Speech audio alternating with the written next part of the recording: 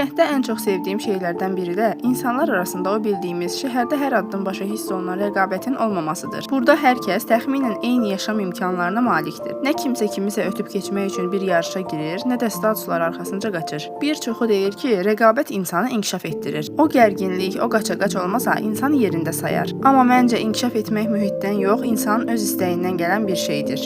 İnsan kənd şəhər fərq etməz, harda olmasından asılı olmayaraq özünü yetişdirə bilər. Dövr o köhnə dövr deyil axı. İndi kənddə də olsan, telefonun bir toxunuşu ilə bütün dünyanın elmi, məlumatı, kurslar və imkanları əlinin altında olur. Kitab oxumaq, yeni bir dil öyrənmək, öz işini qurmaq və ya fərqli sahələrdə irəli getmək üçün mütləq göydələnlərin arasında yaşamaq lazım deyil. Videomu izlədiyiniz üçün təşəkkür edirəm.